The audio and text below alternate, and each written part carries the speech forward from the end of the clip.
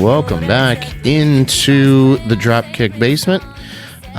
Settle in for another riveting episode from your favorite pro wrestling history podcast. My name is Mike Madden.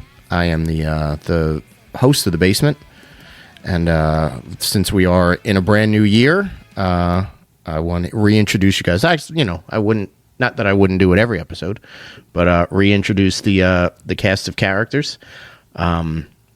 My co-hosts for the Dropkick Basement. First of all, the gimmickless Tommy Schultz. Tommy, how are you in January of 2025?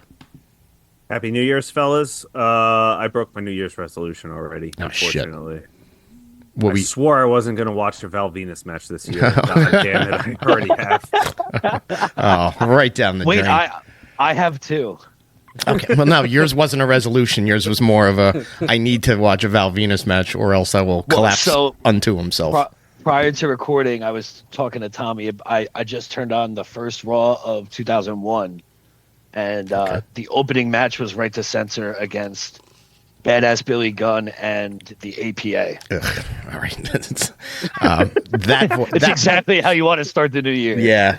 That voice that you're hearing is Certified 5 Matt Geiger singing once again singing the praises of the mid-card. Early 2000s mid-card WWE. Hi, Matt. How are you on 2025? I feel good. I, on the other hand, figured that if you don't set any goals, you'll never let yourself down. So I didn't set any resolutions this year. That's terrific. It's still young. You could always, the good thing about resolutions is you could put a little bit of a space between it and say, it doesn't really start until February, right? Yeah. Well, I disappoint myself enough daily, so I figured I'd just cut the middleman out. This is a real therapy podcast now. But I was trying to get a laugh. It didn't go over well. Yeah. You'll ramp up. You'll get there. In 2025, the Dropkick Basement is sponsored by BetterHelp. Yes. Oh, by the way, you're out there and you're listening. Yeah.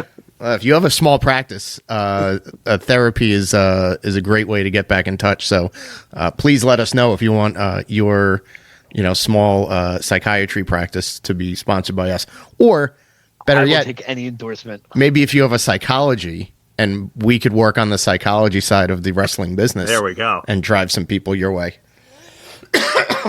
Excuse me, I'm going to cough a couple times during this episode. I'm still trying to under the weather, knock out a cold that's been plaguing me for most of 2025, as a matter of fact. So I feel good. I'm just I'll cough. It's been going around. I'll cough every once in a while. Well, it seems to be rebounding on me. So, like Stephanie McMahon in the early 2000s. Oh boy. Hey yo. Okay. All right. We're ready. So let's get at the topic at hand. I know this is a common thing for a lot of our constituents in the podcast world, and the YouTube world as we start off the year. But monkey see, monkey do. The Dropkick Basement presents wrestling predictions for the year 2025. The boys and I will go around the table, share some of our predictions or stuff we'd like to see. I guess that's the way that we want to do it. And let's start, Tom. Let's start with you. Give us a prediction. Ooh, all right. So a lot of the things that I came up with are more so things I would like to see than things that I foresee actually happening. Mm-hmm. But the first thing that I think will happen, and I hope to see happen, is I need WWE to open up the vault and get that YouTube page cracking heavy in the new year. Okay. Because with the transfer to Netflix, it's been kind of widely said that the stuff that's on Peacock now is not all going to make it over. All of the archives are not their big selling point, right? I guess. So they're not going to move all of that stuff over to Netflix because it's not worth them, having that on there. Yeah, they're not making a ton of money by having it on Netflix or on anywhere to be seen. So why not just let the people have it for free? They're losing it. They're losing money on Peacock as it is. Of course, yeah. So by taking, and I mean, let's face it, the shit that is on Peacock is a third or a quarter of what was on the network. So they still have all that footage. They still own all the rights to all of that stuff. And it's just sitting there doing nothing. Right. Why not put it on YouTube? And you can monetize it that way. Anything that gets views on YouTube, especially their YouTube channel, which is one of the highest viewed YouTube channels in the they world. have a couple of million followers. Oh, dude, they probably have 1 billion followers at this point because launch with on the Netflix inability is huge. With the inability to move that stuff over to Netflix, with it just rotting away on Peacock, let's start moving everything over to the vault. Yeah. Because uploading things onto a YouTube channel costs you it costs you nothing, and B, it's going to only drive some sort of revenue with the amount of followers and subscribers that you have. So they could literally put every ounce of wrestling footage that they have on their vault channel, and it will garner some sort of monetary value rather than it just sitting in a warehouse somewhere in Connecticut. That's true. And it takes little to promote it, other than saying like, hey, go to the vault channel, or having somebody that works for your digital side, post something on Twitter that, this morning, here are the new, uploads for this morning. And and I mean, a few weeks ago, they uploaded a 2006 ECW house show. I was just going to talk from about the arena. It's unseen a few ECW. weeks ago that no one's ever seen, and everyone was like, "Holy shit, this is awesome!" It's like Kurt Angle versus RVD, right. And like everyone was so stoked for it. So it's like you have all of these. Like that's another thing that they've never released any sort of house show stuff, really. Aside from like the old MSG tapes, like in the early 90s and like, back in the 80s and 90s, but I'm talking about like newer stuff. Right. And they record everything. Never put any. Exactly. Yeah. And so, recently they just started doing where they're showing the, they're showing recaps and like small videos on like the Instagram and Facebook of these house shows. If you have that capability, why not take advantage of it? Yeah. I think it's like a huge missed opportunity that they have in terms of something that they could A, monetize, and B, like, there are a lot of people, and I know that it's probably like a 75-25 or maybe a 70-30 split of like the people that are subscribed to Peacock right now that are watching the new stuff in comparison to the old stuff, with the the larger portion of those subscribers watching the new stuff. But if you have 30% of your audience who is like, I'm one of them, strictly watching only the new pay-per-views and old content, that's all I watch. Yeah. Like through their Peacock channel. If you get rid of that, I'll cancel my subscription. There's no point. There's no reason to have it. Yeah. There's no reason to have it. I have zero reason to watch Peacock right now except to go back and watch old. Exactly. WWE because videos. in reality, the live event, the live stuff that's happening, you can find a stream of that somewhere online. Yeah, we've talked about that before. It's not the easiest thing to find, like a random WCW pay-per-view from 1994 on there. You know what I mean? Yeah. And if that's what you want to watch, then yeah.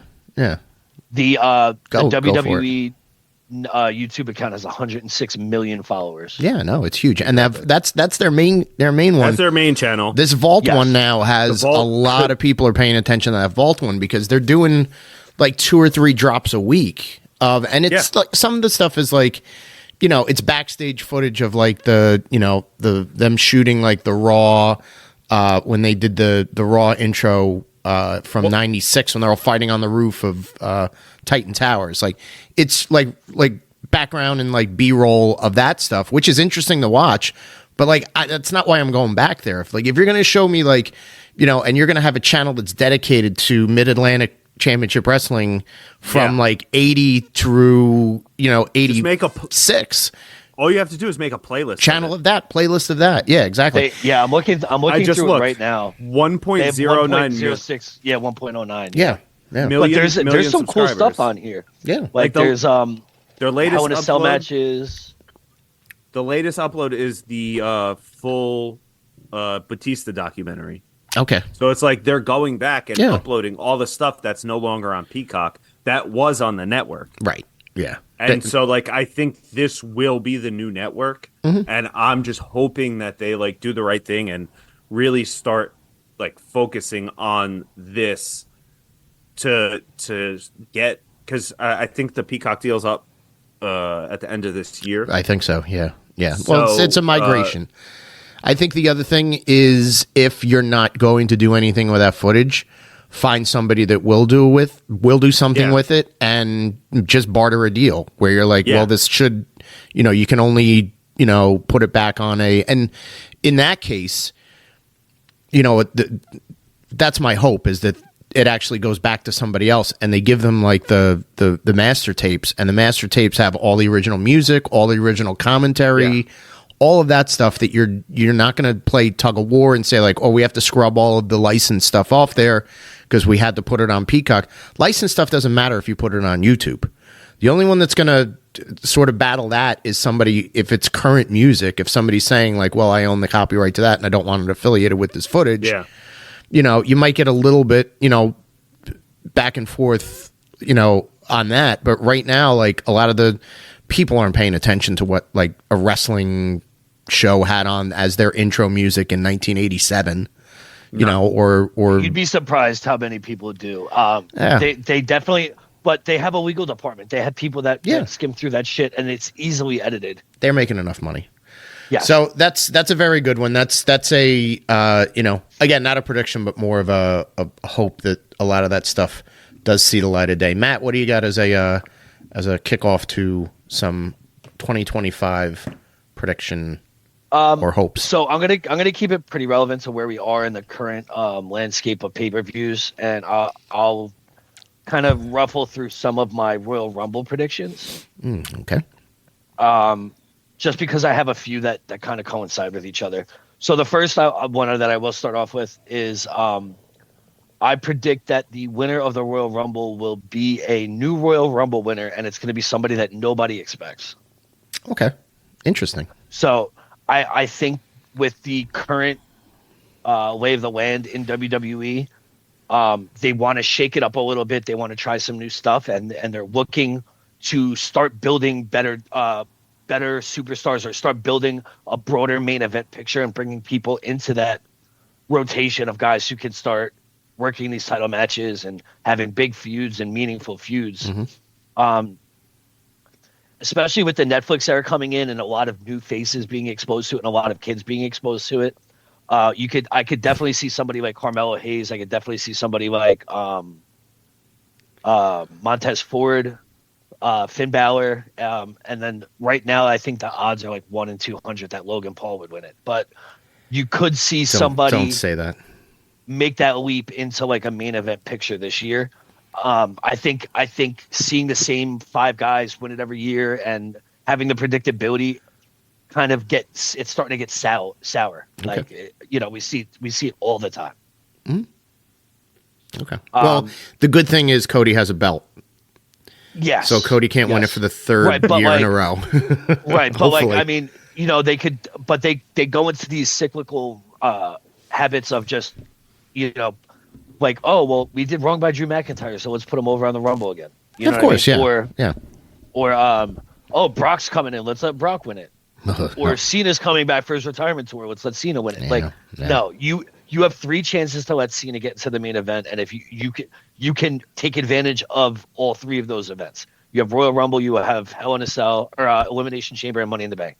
Okay. You can let him be a part of all 3 of those matches and be meaningful in all 3 of those matches, and wait until the last second to get him into the card at WrestleMania. Okay. All right. So you're saying new face wins a Royal Rumble.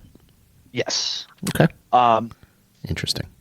Now, the other 2 predictions I have as far as Royal Rumble goes coincide with the Women's Royal Rumble. I do think that there is a possibility we get an AJ Lee return this year in the Royal Rumble, even if it's just a one-off. Okay. I agree with that. I think CM Punk's kind of laid the foundation for showing that he's a team player as far as it goes right now. and he's made it a year without ruffling any feathers that we know of. He's been injured most of the time. Yeah, right. Yeah, he's sat at home for most of it. Listen, that might not necessarily be a bad thing. No, yeah. I think if AJ's getting that itch, this would be the time to do it. I don't necessarily see her winning, but she might have a small role, just to kind of get that crowd pop, because it's harder and harder the more Royal Rumbles you get to get that big crowd pop. Right, and unless you're somebody really that they haven't seen forever. Yeah. She would. And then my second prediction that coincides with the Royal Rumble with the women's division is whoever wins the Royal Rumble is going to beat Tiffany Stratton at WrestleMania. Is going to beat her. Okay. Yes. All right. I think she was just a place filler. I think they want to put her in a spotlight, and inevitably she could be one of the future faces of the women's division. Mm-hmm. But right now, it's mainly just to showcase her while helping get the next person in place.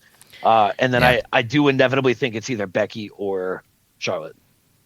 That's going to win the ladies' rumble. That will beat her at WrestleMania. Yeah. One of them is going to be the other big.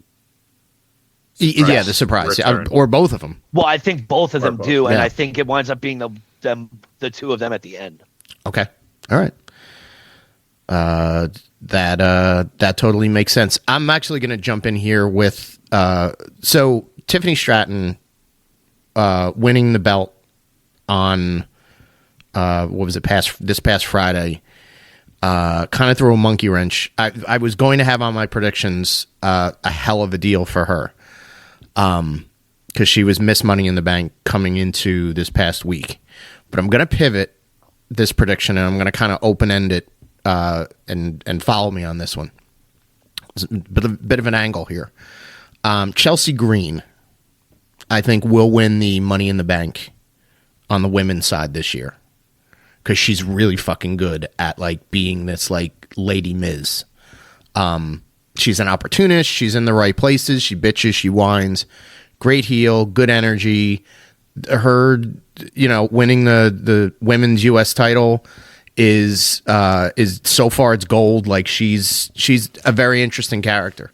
So I can see her going in May or June, winning the Money in the Bank, holding on to that briefcase for as long as she possibly can, but also. And this is a 2026 prediction, she's going to win the Royal Rumble in 2026 as Miss Money in the Bank, which will lead to WrestleMania next year, where she wrestles whoever the ladies' champ is for the title as the winner of the Royal Rumble, loses in that match, but then goes to retrieve the briefcase, Kowalop, knocks the champ out as she's celebrating. She thinks she really has one over on her.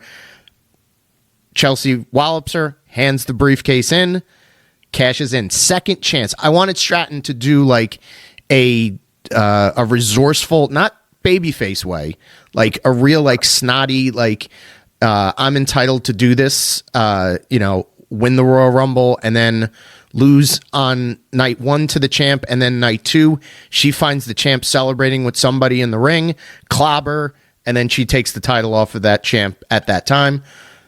We kind of got ruined of it.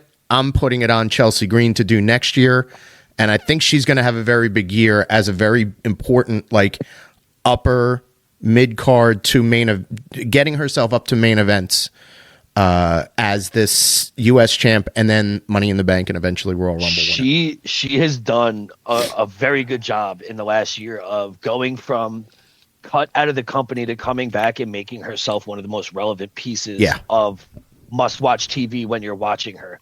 And she's good. She's very, very good. The match she had with who is it? Michin for the women's. That's Mia Yim. United States. Mia Yim. Right? Yeah, I don't call anybody Michin. I'm not calling anybody Michin. I'm not calling anybody Cope, by the way. You can fuck off with that. You're Adam Copeland. Fuck that. Yeah. So your edge. The match, the match that they had wasn't great, but the finish that she pulled off with that impale her, she reversed it off the ropes. She like flipped over. It was crazy looking, and she's been doing great work. Yeah, of course. She always takes what she has and just makes the best out of it, which I think is a very great thing to have in that division, because sometimes it gets stale, and sometimes Of course, it's the yeah. same shit over and over again. And of course, things are going to get stale when Nia Jax is your fucking women's champion. Well, it's good that they started off this year with somebody else at the top of the heap there. So hopefully Nia Jax will kind of fade into the background. She had a good year. She had a couple good matches. It's just we're ready to move on from her. Speaking of ready to move on, Tom, let's hear another one of your crystal ball hopes for 2025. So I have one that kind of revolves around the Royal Rumble as well. And so let me preface this by saying that I do think that if the debut episode of Raw on Netflix has any sort of insight as to what we are to see now, I think that at least for the foreseeable future, we're going to be getting a lot of like WWE mainstays and big superstars as the prominent players on at least the Raw brand. Okay. Because it's going to draw eyes. Yes. Yeah. You saw The Rock, you saw Hogan, you saw Taker. And I also thought it was interesting that your world champion was just sitting front row during that whole thing. Yep. And didn't have a very prominent part in that show. Interesting. But he's a SmackDown guy. He is a SmackDown guy. I think they just wanted to have all of the people in the building to show that it was an important thing. I see the bloodline on SmackDown a lot. Yeah. I see. I thought they were a Roman SmackDown Reigns product. on SmackDown a lot. Yeah. Yeah. So, that leads me to say one of the other prominent figures that was shown on the debut episode of Raw on Netflix was John Cena announcing his retirement tour. Yep. And so I think there's a chance we get John Cena winning the Rumble. I do too. I think there's a chance. And if we are going to do that, why not run it back one last time? So going into WrestleMania, you have The Rock versus Roman Reigns on night one for the OTC. You have John Cena versus Cody Rhodes on night two for the WWE World Championship. The Rock wins over Roman Reigns. John Cena wins over Cody Rhodes. At SummerSlam in MetLife Stadium. Oh, that's where it is next year? Yes. Okay. Are we going? This year. This year. Yeah. What is that? That'd be almost 15 years after they headlined WrestleMania at MetLife Stadium. You get John Cena versus The Rock Versus Dwayne. for the world title, where you have The Rock take the title from John Cena Okay. and carry it till WrestleMania of next year for Cody Rhodes To win top back. The Rock. Okay. All right. It's interesting. It intertwines everybody. It keeps the big names on top for this. You know, I think that the first year being on Netflix is going to be a pivotal year. And if you have these big names like The Rock, Cena, Roman, Cody, all of these guys in the main event picture throughout the year, you're going to get more people to tune in. You're going to get the nostalgia views for the people that may not want or are not familiar with the newer talent. Okay.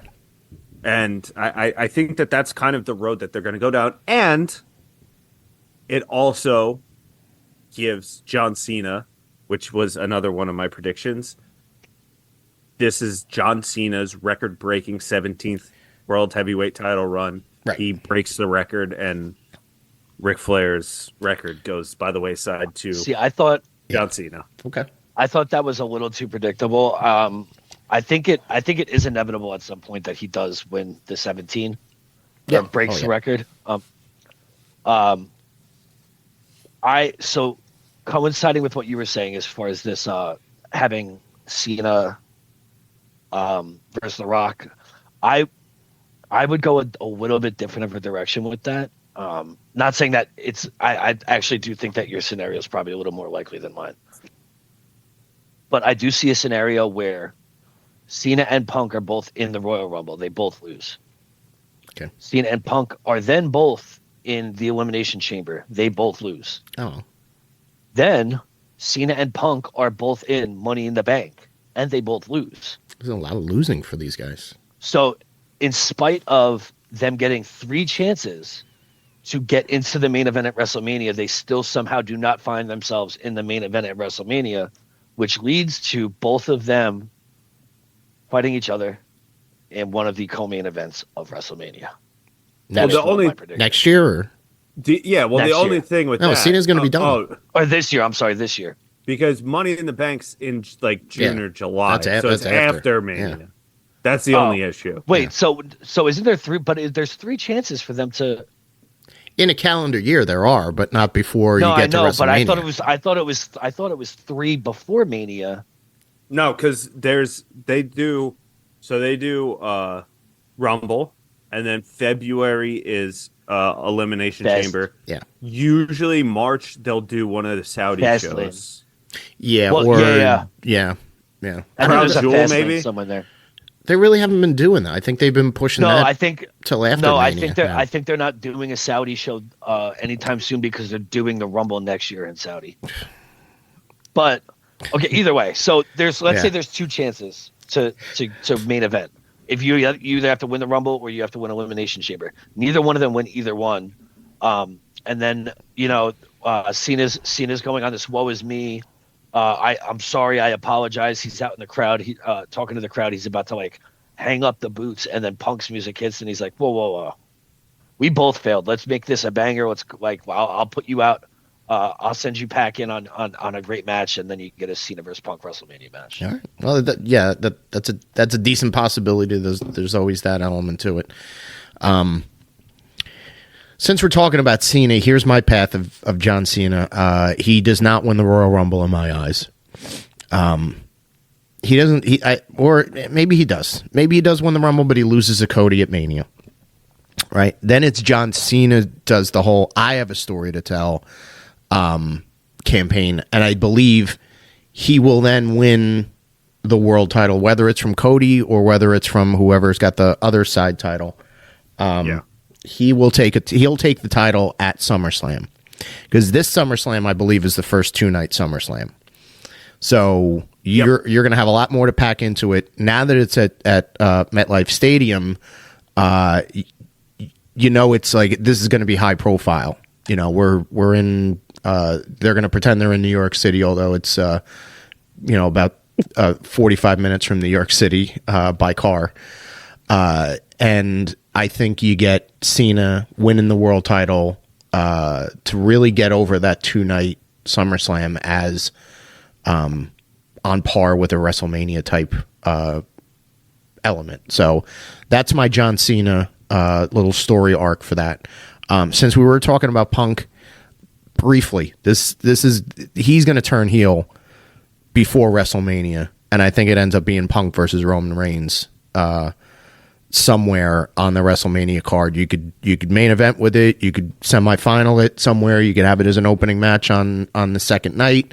However you're going to do it, I think you got Punk turning heel, and he's going to turn heel on Roman Reigns, and he's going to cost him some opportunity, whether it's Elimination Chamber or something else. But Punk heel turn incoming. Moving on. I want to piggyback on that too.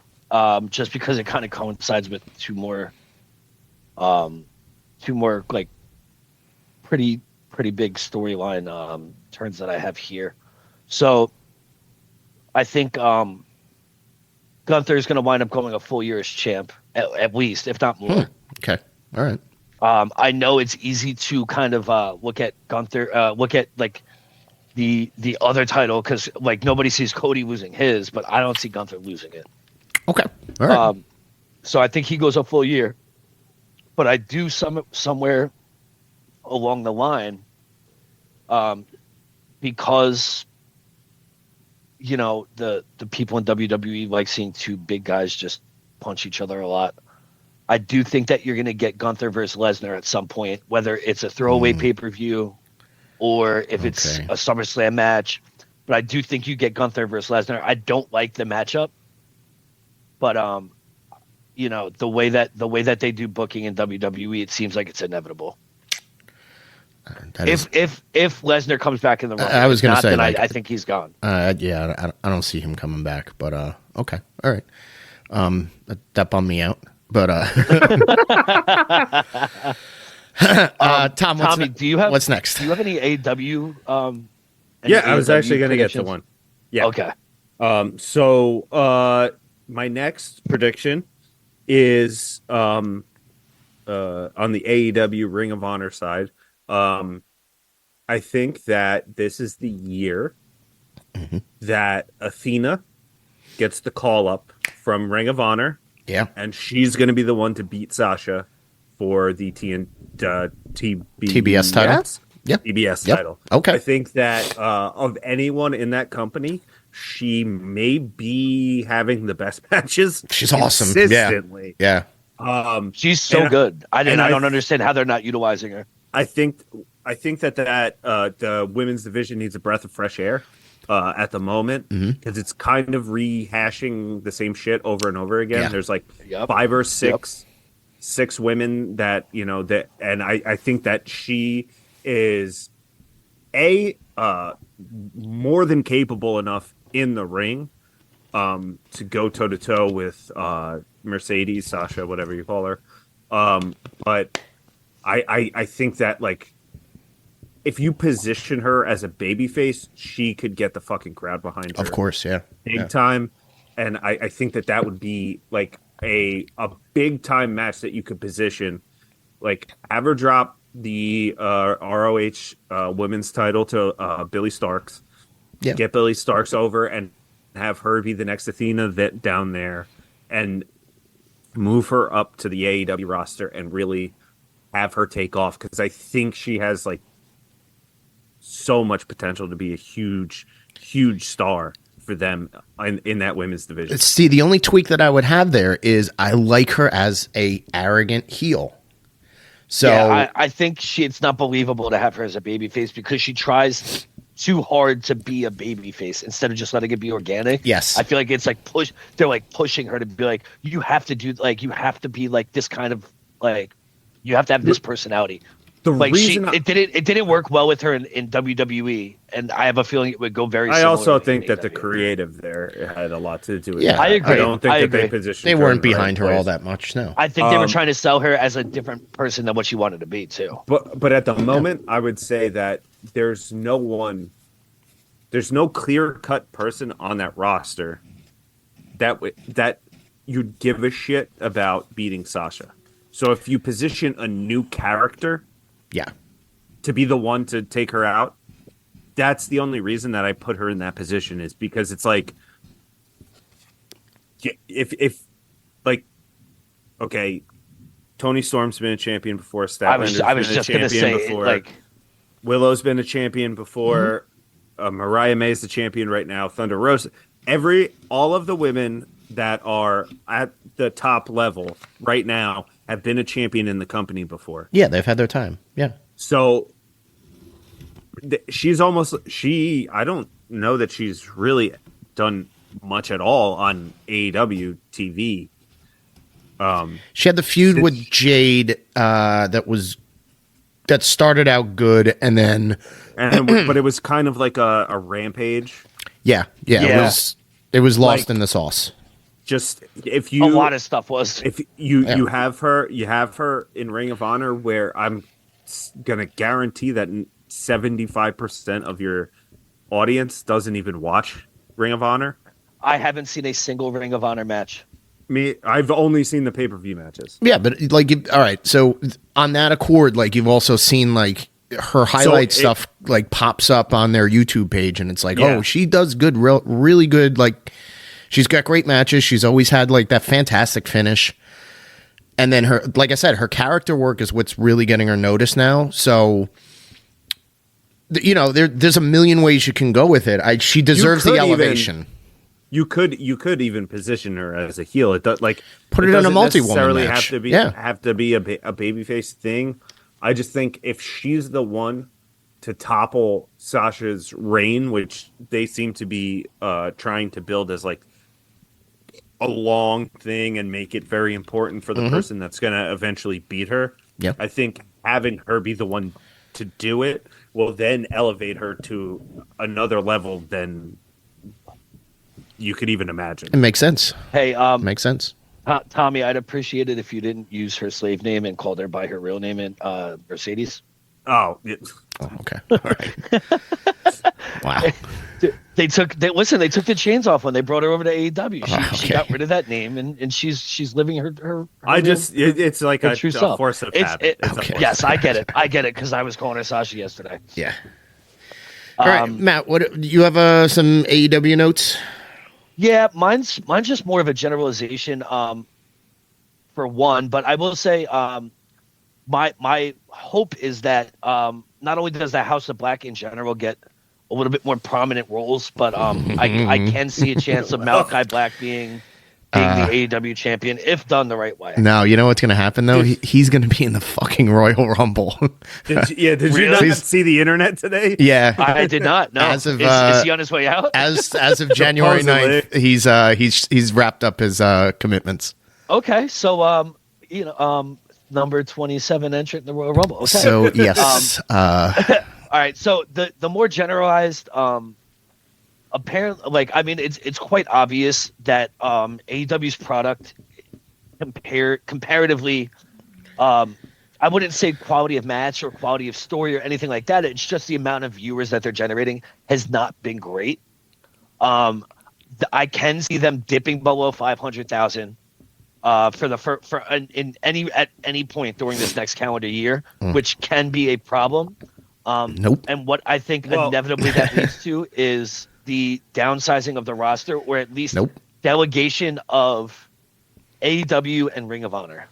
I do think that, especially now that they're on Max, the television ratings are kind of going to be irrelevant. They don't mean a thing because you're never going to get the number of people that are watching on right. Max. Well, so that's because it's viewable. It's viewable at any time, correct? Mm-hmm. Yeah.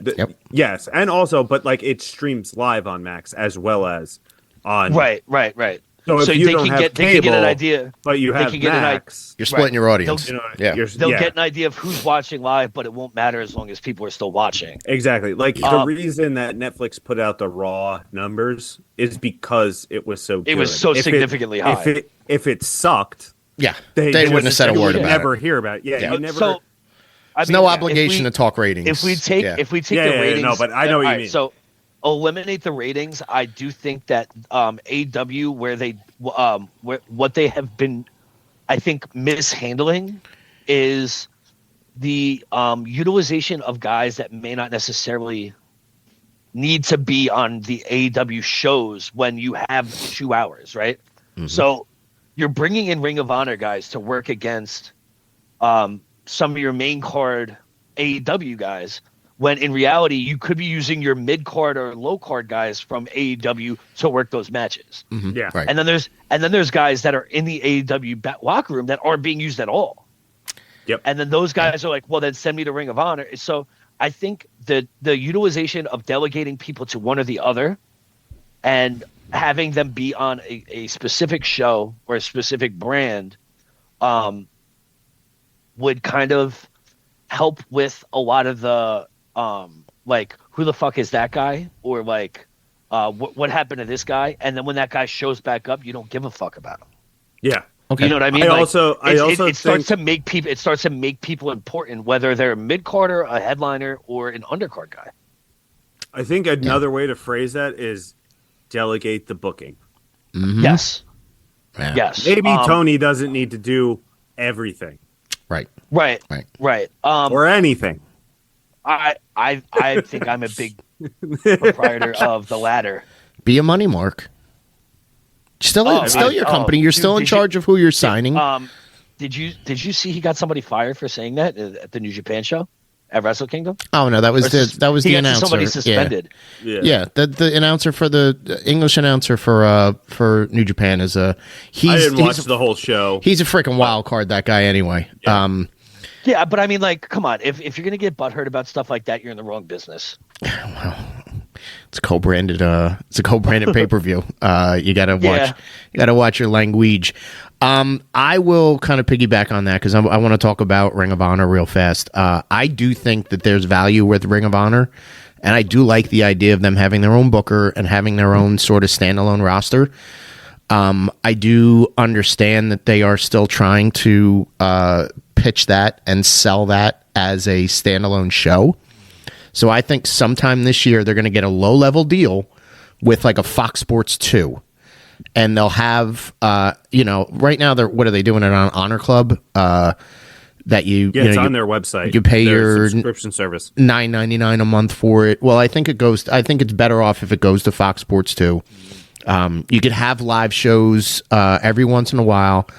Put it on a different taping. I know you really want to save budgetary and use the same television crew that's going to run the Ring of Honor taping as well as your Dynamite or Collision taping. That's all well and good. Most times you can do that, and you can you record your content for Ring of Honor and bank shows.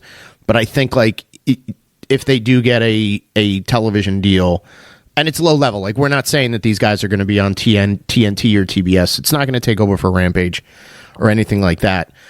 Maybe they would call it Ring of Honor Rampage, kind of recycle that name. But I think it would be nice on like a Fox Sports 2. Put it on at like 11:30 at night on a Saturday.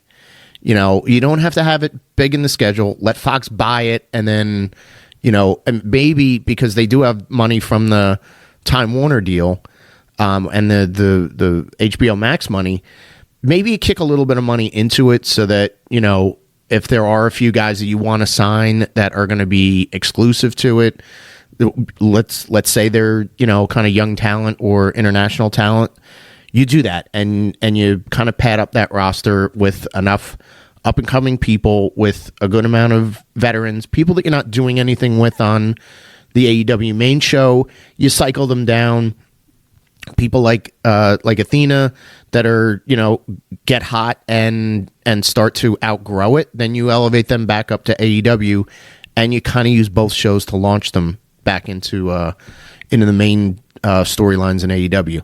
So it basically you're creating Ring of Honor almost like the NXT of AEW, and utilize it that way. I think that's a great idea. It's very similar to I think that's the way I got into. I think it was TNA, because I would be able to watch them on.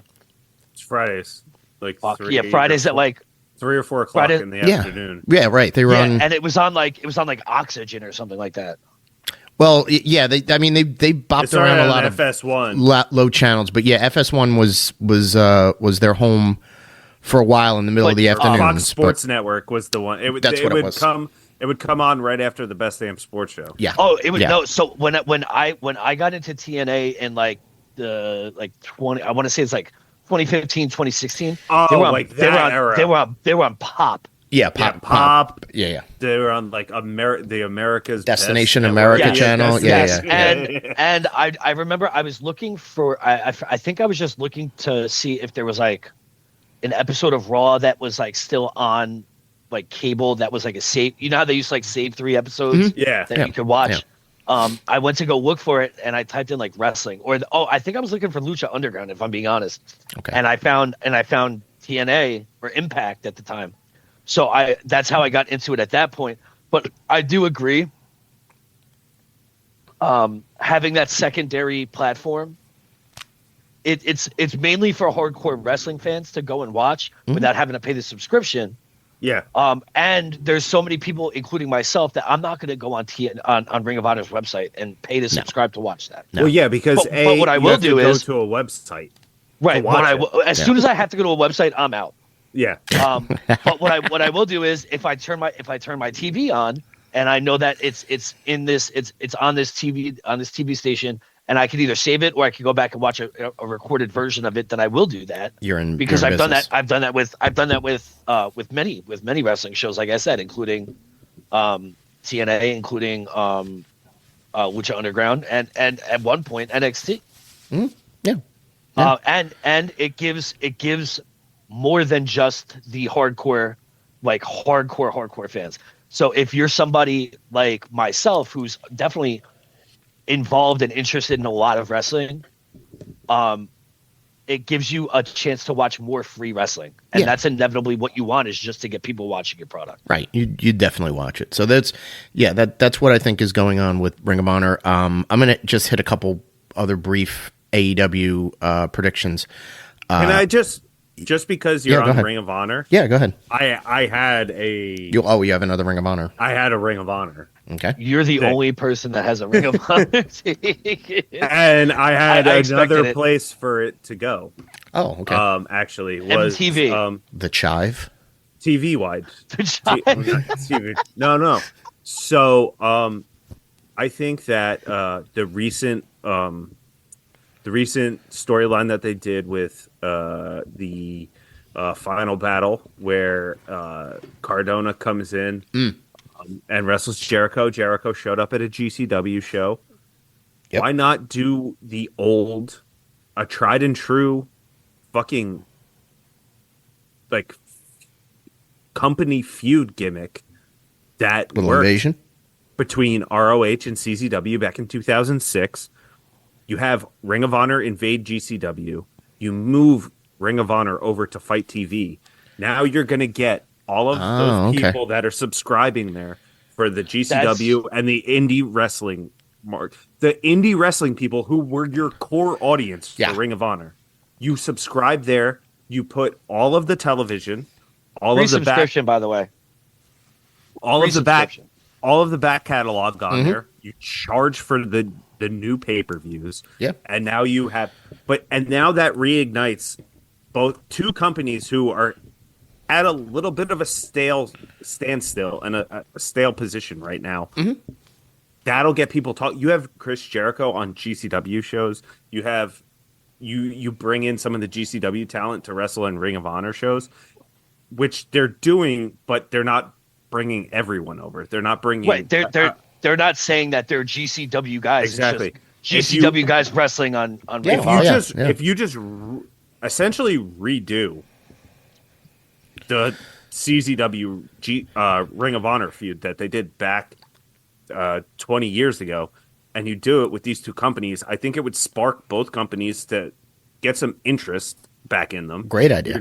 You're gonna see guys that you normally wouldn't see on both shows, and you do these joint shows that all leads to the final battle in the Hammerstein Ballroom. You want to talk about selling out the Hammerstein Ballroom? Between the two of them, if they got both of those audiences play together, your cards right, they would sell that shit out. Yeah. And then you also have like kind of little storylines in between. You have Blake Christian, who is on the Ring of Honor side, who's also really like was GCW champion for like 2 straight years. Yep. He's a stalwart of GCW at that point. Same thing with a guy like Jimmy Lloyd. I think you were just going to say that. Well, I was going to say, like, friend of the show. You have Joey Janela, who was employed by AEW for 3 years. Yep. He trying to get his revenge on Tony Khan for letting him go. Like if you could actually do like the right business, like if the two guys who are the heads of this thing could stop their dick measuring contest and like just like be like, okay, this could draw money. Oh yeah. Why don't we just put our differences aside? Because in reality, it's nonsense. You could I think you could revive the Ring of Honor brand, and then putting it on Fight, you're going to get a lot more independent wrestling fans, like the hardcore independent wrestling fans, to go back and watch like your new stuff as opposed to just harping on like the old days of Ring of Honor. Yeah. And that could also lead to Ring of Honor discovering more indie talent. And starting that pipeline of bringing in independent talent, signing them to Ring of Honor instead of losing them to go to AEW, instead of losing them to WWE, instead of losing them spinning wheels.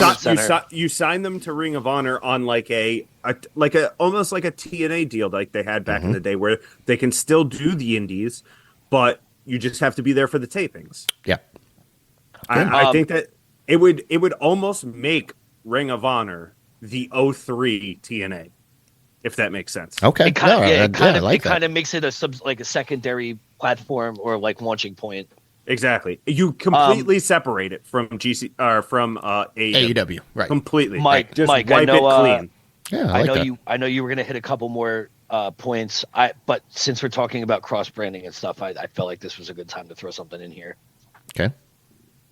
So one of my predictions kind of goes back to WWE, but I do because we were talking about Impact and TNA and Ring of Honor. I do think we get one Nick Aldis match this year. Just one. Nice. That's just one of the predictions. I think I don't know the severity of any of his injuries or whether or not he was capable of wrestling this entire time, but I do think that if there's a chance that he is medically cleared, you will get it this year. Okay. And if we don't get it this year, you're not getting it at all. But the more important thing that I was going to bring up is so WWE and NXT at last I checked, or from the research I was doing, have the trademark licensing to Worlds Collide, right? Mm-hmm. Right. And what that was previously was the like, I guess, joining of WWE, NXT and NXT UK in this like kind of like meshing of all three brands into a pay-per-view, like an NXT style pay-per-view. Yeah. What I could see them rebranding that to would be the first ever joint WWE TNA pay-per-view. Okay. Calling it Worlds Collide. And whether it's NXT and TNA or NXT TNA WWE, just to showcase some of the talent and have matches across three different companies, or at least the two. But I do think that you will see one joint WWE TNA pay-per-view this year. All right. That's on my notes. I believe this year WWE is going to buy TNA.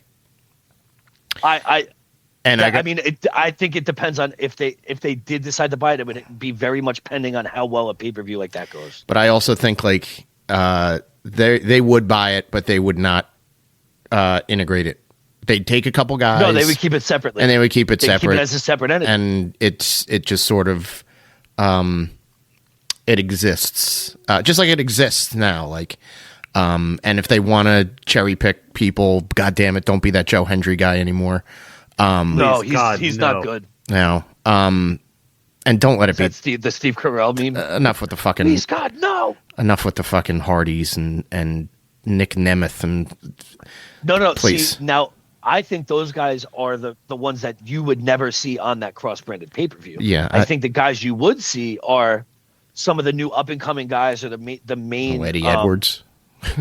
Well, but I think I don't think it would be necessarily bad to see a guy like Eddie Edwards on WWE TV. I would. He's fucking boring now. God damn. But where are the American Wolves? God damn it! But it's a guy like that. A guy like Moose, who's a little older now, but would still. I could do without Moose. No, thanks. It's like that. Tessa Blanchard.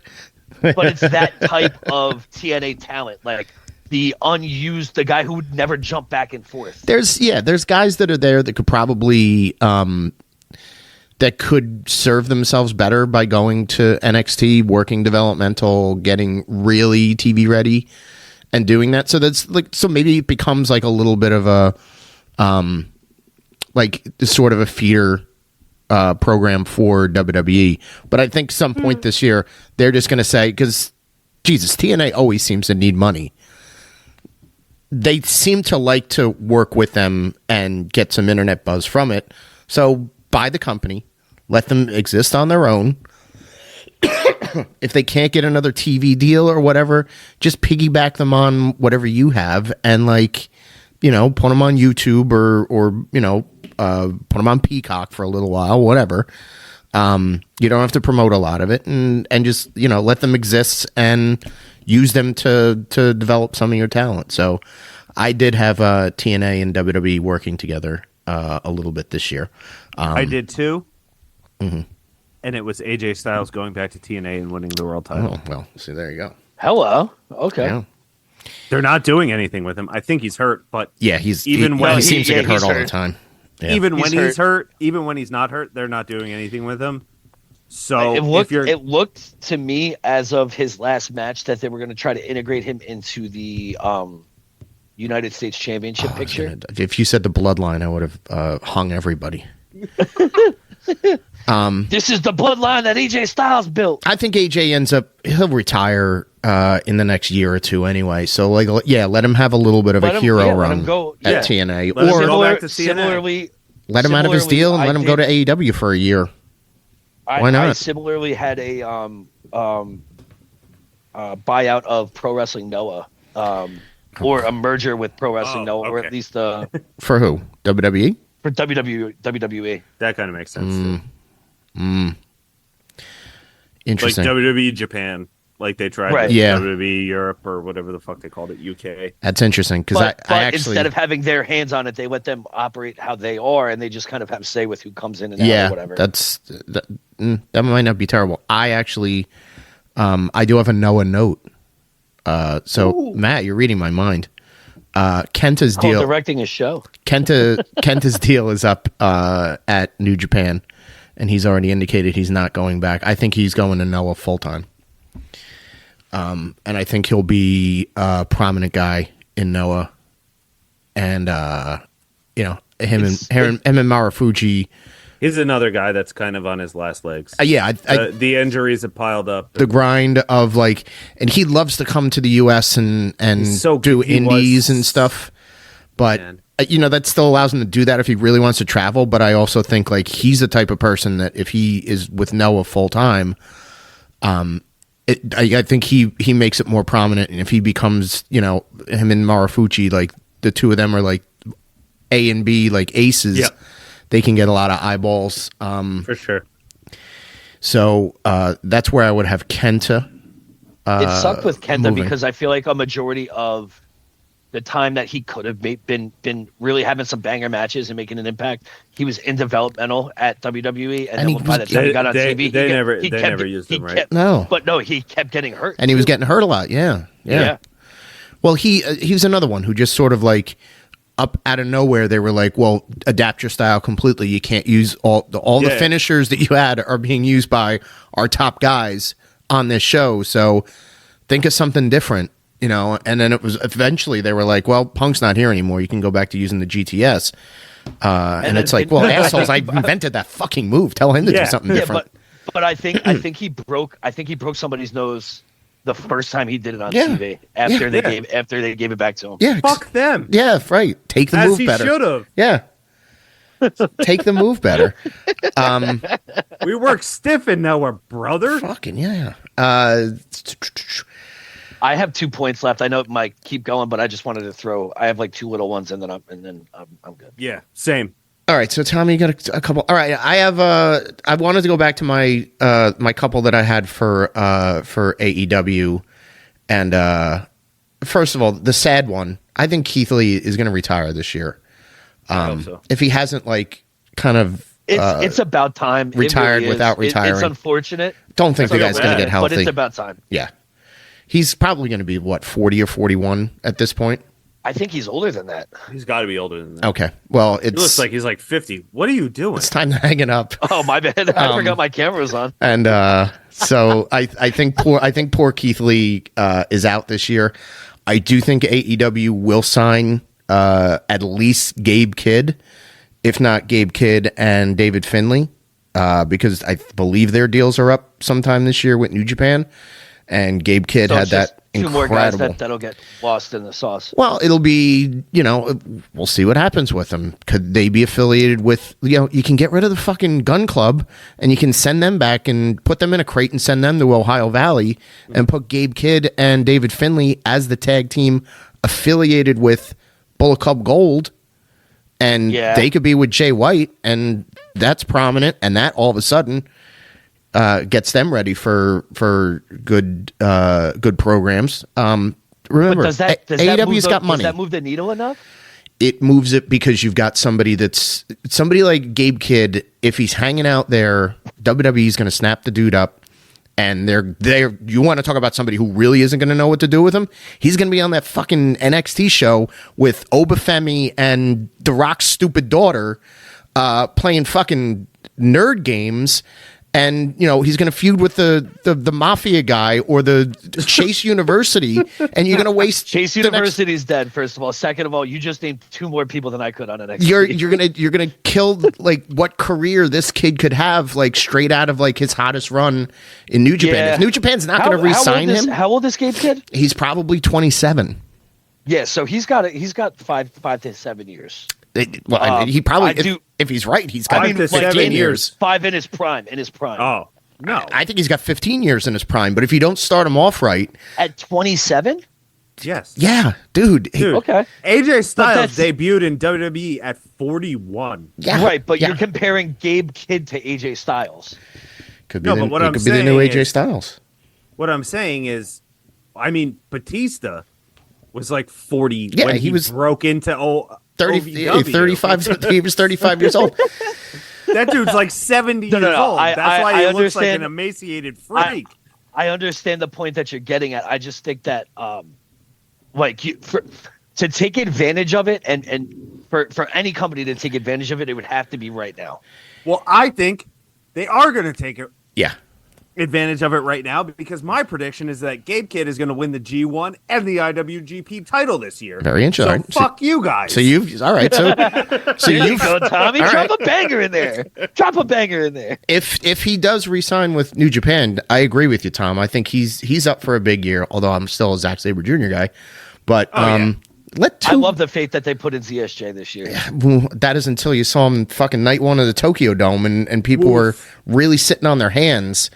I didn't watch it. Did you have to go 40 minutes? 40 minutes, and every critic was like, "This guy's not he's not main event of the Dome ready. He might be a nice little transitional champ, but he's not ready for the Dome." Is that on him or Shota though? It's on him because he's the champ. He's the one that's got to make Shota look good, because Shota probably in the next year is going to be he's going to be their top guy, which homegrown guy. Which you have Gabe win the G1. Mm-hmm. Gabe beats Zach at whoever wins the G1 kind of faces the champion that show in July or whatever. I forget what the name of it is. Right. Have him beat him there, and that's where now you have Gabe versus Shota, Wrestle Kingdom. Okay. That's where you pass the torch to Shota. That was my idea of it. Oh, and in that case, then let Zach come to the U.S. and start with AEW, and he's already got an established run there. All right, so that's a little bit better. Also, Zach did end up redeeming himself on night 2. Correct. And did have a much better match from what I read with Ricochet. Yes. Who he's got chemistry with because they worked at PWG together. Match. Ricochet's fucking awesome. Dude, Ricochet rules. Ricochet's sick. He's so stupid, and he's so fucking good at being stupid. My other AEW note, and I'll end the AEW section until something else comes up. I think before the end of the year, Kenny Omega is the world champion again. I had that something on that too. Mm-hmm. Okay. My last little note for AEW will kind of bridge back into my two takes for WWE. I think the inevitable departure of Ricky Starks happens sooner rather than later. I do believe that his ties are cut if they aren't already, and they're just not announced yet, or he's trying to get out of his contract he'll inevitably get swallowed up by WWE. And rather than put a 30-something-year-old guy into a developmental NXT deal, they'll have him sabotage Cody or partner with Cody, and then we get a Cody heel turn. Interesting. Okay. I think it's probably the heel turn with Ricky Starks on his side, because Cody by himself, it's easy to change the character into a heel. I think with Cody, I think it makes it easier if he has somebody with him, kind of being like the devil on the shoulder, and somebody that Cody can chicken shit out and like have take the brunt of the heat from. But so like a reverse. So Ricky Starks would be his reverse heater. Yes. Okay. Yes. But I do think that Ricky Starks in WWE does bring some value, whether it be as an enhancement with Cody and partial, like a working relationship on TV. And he can still go, Of course. We've seen that over the last year. I think that he just kind of had some bad blood with whatever was going on behind the scenes in AEW, and it's time for him to move on. Yeah. It'll happen. Okay, so a lot of interesting stuff there. My last one, we don't really have to talk much about. I just want to get it out in the air because I do think this is the year that it happens. Mm-hmm. Montez Ford is going to win his first solo title. Okay, all right. So you're predicting the demise of the Street Profits. Yes. Okay. Montez goes solo. It would be good. I don't. It's not so much going solo. I think it's just it's time to see what he could do as a singles competitor. He's the most athletic guy on their roster. Yeah. And he could fucking go. What happens with two headbands then? R.I.P. Marty. So you get he gets shown the barbershop window. Yeah. Well, I think you. His can head will keep be them protected. together. He's got a bunch of headbands on. I think you can keep them together and have him kind of work as a heater behind him. Okay. All right. Have him either you could go the heel route or you could go the babyface route where he's there to save, or there to take big hits, or stop the sabotage from the heel. And then you also, depending on who he's working against, like if it was like Gable in the Alpha Academy, you can have those tag team matches, or the American Top Team, or the Team Angle, or whatever they're called. I just named off three things that he isn't, but you can have Dawkins and Ford still work together as a tag team, but have Ford hold the title. Oh, okay. A title. A title. Okay, all right. That's that it'd be nice for them to utilize him as a single. I think, and like I said, I think it all reverts to them trying to find a new freshness, to try to find guys that can further progress the company and carry them past the next 2 years. Okay. Tom, where are you at? All right, so I mean, I had a few more things. I don't want to make this too long. So I got two more quick things that haven't been touched on. One is just, dude, this needs to be the year that Bam Bam Bigelow goes into the WWE Hall of Fame. Okay. That just needs to be said, because Bam Bam is the fucking man, and that needs to happen. The other one, I don't know if you guys are familiar with it's a relatively new promotion that's run by Buffalo rapper Westside Gunn. It's called Fourth Rope. Okay. So he's been doing like these hip hop shows / wrestling shows. They're on the latest ones on YouTube. He uses a lot of like indie guys and a lot of TNA guys, but I think that's gonna like blow up this year. They actually have a show with the Collective for Mania weekend that's scheduled. Oh, that's okay. So that's what that was. I saw that on Twitter. Yeah, the For the Culture, the Fourth Rope.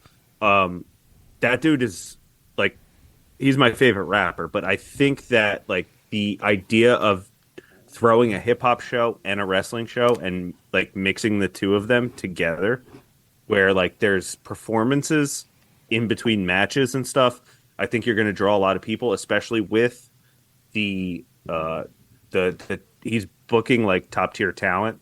He's booking like a lot of the TNA guys and stuff like that. And I think that, I know that you said that you think that WWE may buy TNA. He actually purchased House of Glory.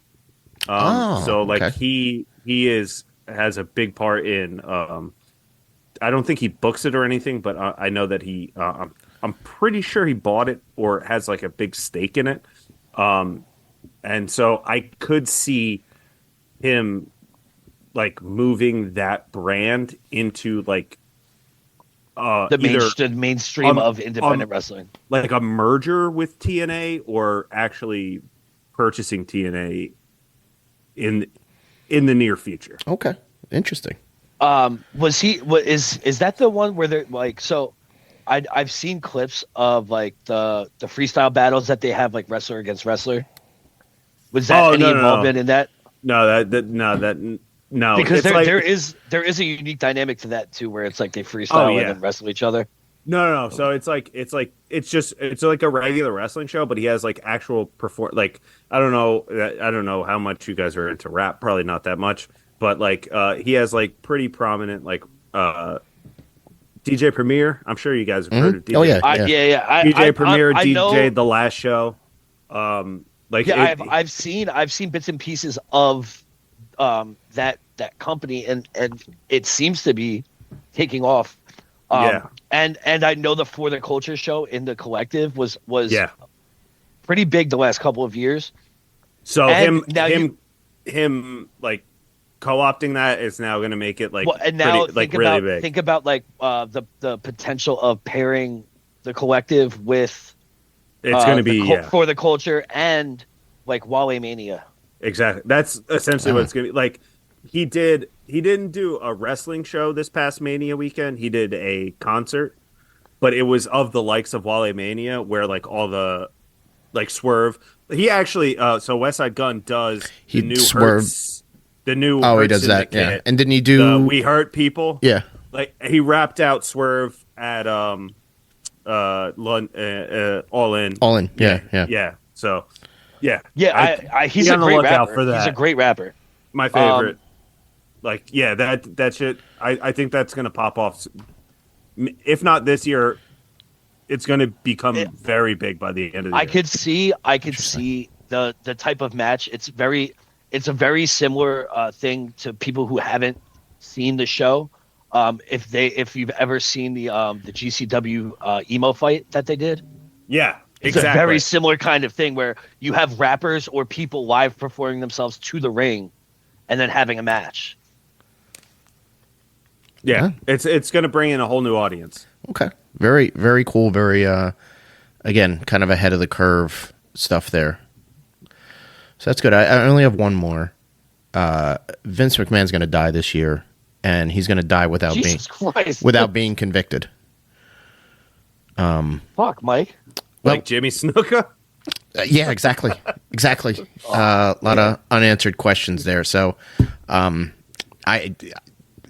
picking him in my death pool. And I'm not ending on a bummer like that. Also, here's my other note. I think WWE before the end of the year will have a major show in Hawaii.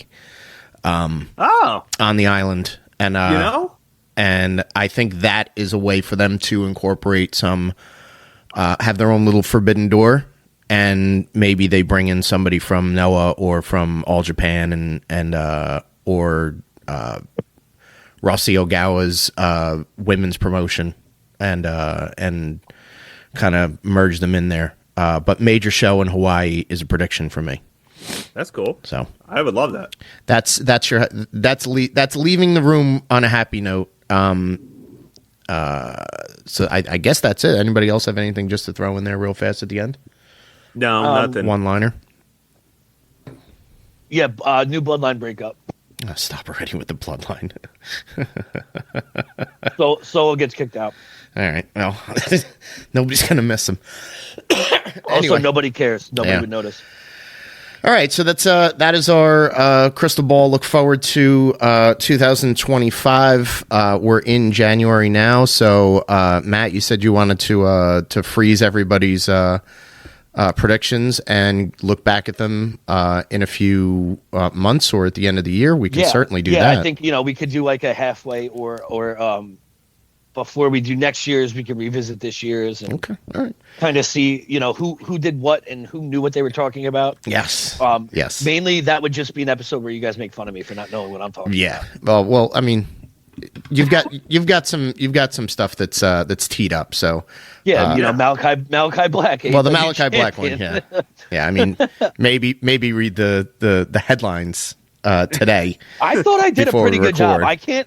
I can't keep on top of everything. Well, that's or just being like, someone new will win the Royal Rumble. Right. Let's just keep it as vague as possible. Yeah, I don't have anybody's name that came to my mind. I threw out 4 names. Okay. All right. Well, Again, Finn, Logan Paul, Carmelo. That's vague. Vague.